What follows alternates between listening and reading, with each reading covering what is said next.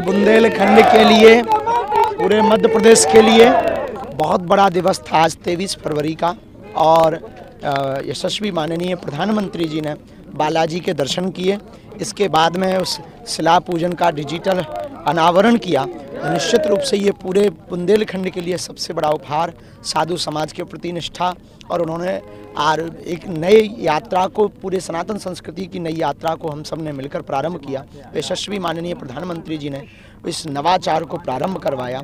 निश्चित रूप से बहुत बहुत साधुवाद, बहुत बहुत धन्यवाद पूरे बुंदेलखंड की तरफ से, पूरे बागेश्वर धाम परिवार की तरफ से हम उनको और सभी संत जनों को, पूज्यपाद गुरुदेव भगवान को और पूज्या दीदी माँ परम पूज्य श्री बालक दास जी महाराज, परम पूज्य श्री चिदानंद मुनि जी महाराज और सामने बैठा हुआ संत समाज, विदेशों के आए हुए अतिथि एवं डॉक्टर, सभी को हम बहुत बहुत साधुवाद, पूरी मीडिया को हम बहुत बहुत धन्यवाद साधुवाद देते हैं।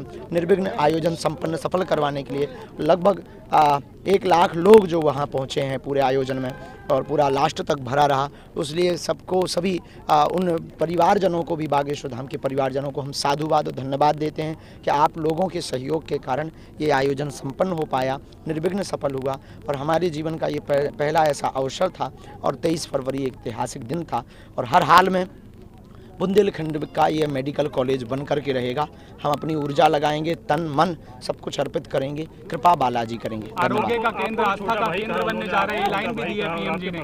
माताजी से मुलाकात, ये बहुत सौभाग्य है और उनका राष्ट्र के प्रत्येक व्यक्ति के प्रति जो समर्पण है, माननीय यशस्वी प्रधानमंत्री जी का प्रत्येक एक बारीकी का जो ख्याल रखते हैं, इतनी शार्पनेस, इतनी प्रज्ञा, इतना विजन, इतना क्लियर मिशन कि उसका क्या कहना। माननीय प्रधानमंत्री जी जब माता जी को मिलने तो वहीं से अपने ऑफिस से जो है शॉल लेकर के माता जी के लिए स्पेशल लेकर के आते हैं। एक एक चीज़ का बहुत बारीकी से ख्याल रखते हैं। उन्होंने ये भी कहा कि हमने भी पर्चा निकाला है और आपके शादी में आने के लिए हमारे, हाँ, माता जी विराजमान थी, हम भी थे, तो उन्होंने कहा कि हमने भी हनुमान दादा के दर्शन किए।